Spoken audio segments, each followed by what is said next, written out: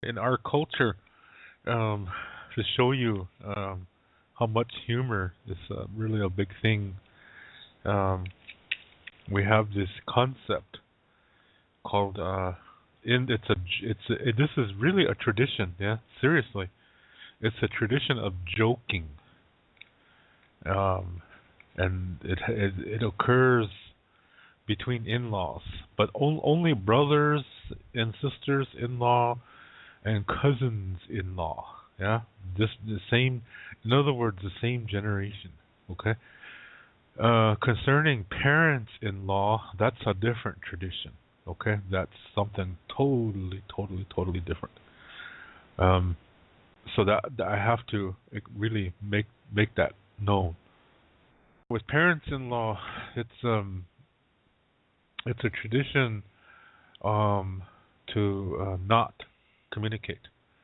Um, this is a sign of respect. The reason was that there was a time period where see in the Tioshbai system, sometimes people who are brother and sister may actually be a generation apart. Okay, so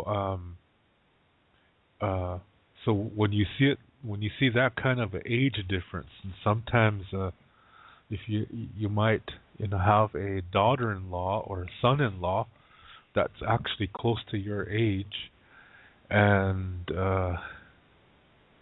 you know there there's a possibility that as slim as it is there that you might become attracted to that person, and so that might kind of make things messy there. So this tradition was built to keep to make sure that doesn't happen by just not talking to each other. Yeah, that's between parents-in-law and the children-in-law, you could say. Okay, that's that tradition. Um, uh, so I come from that. Yeah, that's still people like that are my age. That's something that we still observe, uh, and we teach this to people younger, but they don't follow it. Yeah, and so today a lot of young Native people they don't uh, carry on the traditions that my generation has upheld. Yeah, and that includes these in-law um, things. Our generation's probably the last one to observe those kind of things. But sometimes you have to adapt. Like when you marry somebody who's not Lakota, so you have to make a new tradition. Yeah, you cannot say for example, let's say I marry a German lady over here. Okay, and I get along. Let's say I get along really good with her parents and stuff like that. And then we decide to get married. I can't say to my future parents-in-law, I cannot say to them, well, once I marry your daughter, I can't talk to you anymore. I can't really say that because that's forcing my traditions upon them. That's not really fair. So we have to, you go by what's happening, in that land. See, I'm in a different land. I am out of my homeland. So I have to follow the customs here. Yeah, I have to whatever laws that are here. I have to follow them. I have to pay my taxes. I have to, you know, um, you know, pay my bills. I have to pay my rent. I have to, you know, whatever I have to do that enables me to live here. I have to do it if I want to stay here. Yeah, and that includes customs too. So, whatever my future German parents-in-law are like, I have to kind of learn that, yeah, and see what are they about. Maybe a certain maybe they come from a certain part of the country where they observe certain holidays, so I have to learn that. So because on those days they all get together and do whatever.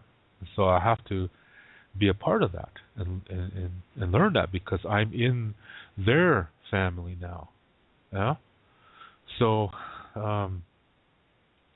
they're not Lakota. They're coming from a different tradition. So I have to. I cannot throw my traditions onto them. Yeah. And we have to come to a meeting ground somehow. We have to, because the whole point is it's family. So I have to find a way to make that work. Yeah. So that's how it would be. Yeah. So anyway, long time ago, I said Tioshbai. I should explain that because some people don't know what that is. So Tioshbai is when your mother and her sisters are all your mothers, and all the husbands from these women are your fathers, and all the children from those marriages are your brothers and sisters. That's on your mother's side. Okay? Now your mother's brothers, those are your uncles. Their wives are your aunties, and their children are your cousins. Okay? Now on your father's side, since your father's your father, then all his brothers are your other fathers, and all the wives of these men are your mothers. So you have a lot of mothers and fathers on both sides of the family. Yeah? And all the children from those marriages are your brothers and sisters. Okay? Now, your father's sister, that's going to be your auntie. And their husbands are your uncles. And the children are your cousins. Okay? So now, when you look at it like that, there is going to be a possibility where you may have a brother who might actually be almost the same age as your mom or dad. Yeah, it's really possible. So let's say that person who is your same age as your mom and dad. Let's say that person gets married, and now your dad is now a father-in-law to that person, even though they're almost the same age. Now, if they spend time together, there's a danger that one of them might fall in love with the other or lust after the other. So that being the case, that could rock the boat, that could make things bad in the family. So to fix that, they made this rule. Do not talk to your parents-in-law once you're married. Yeah, that's what happened a long time ago. That's the reason why. Okay, I didn't mean to take a long time on that. But the other tradition is your people from, your brothers-in-law, your sisters-in-law, your cousins-in-law. There is a different tradition. That one is really interesting. In that tradition, you joke with each other. You tease one another. Yeah, and it can really get funny. It's really, really fun to witness that, to in-law joking. And we kind of had one going here on Facebook with my cousins. Yeah, I have some cousins. There's three sisters. Yeah, and they live in they live in Arizona. Two of them, I think, are living in Phoenix, and the other one is living in Winslow, Arizona. And the one that's living in Winslow, she is married to a Navajo. And we had something going here on Facebook. Is in-law joking, yeah, and teasing my my cousin-in-law, yeah, my cousin's husband. Even though he's Navajo, he's we really have him going here. And if you're on my Facebook list, my friend list, you might see it, yeah. And it's just what's happening is just silly, and there's a I'll explain it to you. I'll try to explain it to you. Um, they, one of their children took a picture of my cousin who's married to the Navajo. Okay, there's her, and then him, and then her two sisters are on the other side. So somebody made the comment, "Oh, look at here's my uncle and his three wives," and so then it was too good to pass up. I had to jump in there, yeah, because this is in-law, yeah. And see, this guy has lived in South Dakota for many years before they returned to Arizona, so he understands Lakota traditions to a degree. So he knows about the Lakota in-law teasing, joking tradition. Um, in fact, I think he learned it from my mother because my mother, he was a bus driver at the preschool where my mother worked, and I think I remember the time where he said that why does kids guys keep teasing me all the time, and then my mom said it's because you're the brother-in-law. That's why.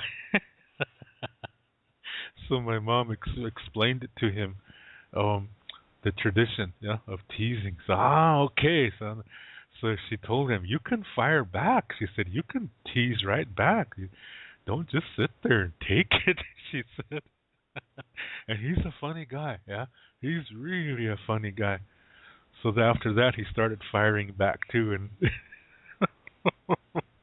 so here we have intertribal. Yeah, I don't know what the Navajo traditions are for brothers-in-law and sisters-in-law. I don't know what tradition they have because they have something called a clan system, and I don't know how that is compared to a Lakota Tioshpae system. Okay, so.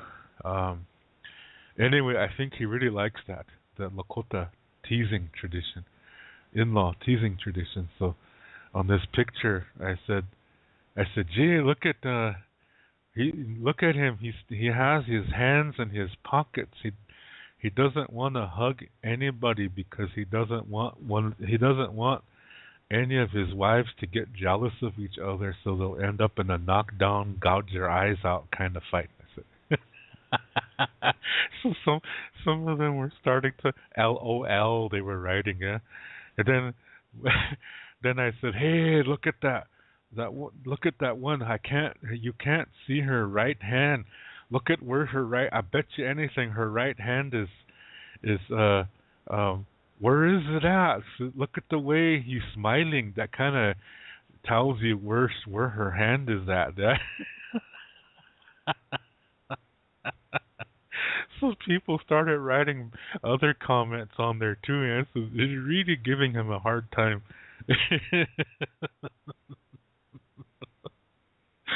So that's typical. It's funny how we were able to bring this online because it's funnier when it's in person. But we were able to bring this online. I thought that's interesting, yeah, when you're able to do that. You see, the internet can be good if you are good. Yeah, it all depends on how you are. How you are is a reflection of what kind of person you are inside of yourself. I mean, how you communicate. I mean, I kind of said that in a circle here. How you communicate is a reflection of what's going on inside of you. So I think when you witnessed or when you read that list of comments, that's a whole group of nice people. We all know how to do the in-law teasing, so it's good to see that even though it's online, it's still there. Yeah, it works.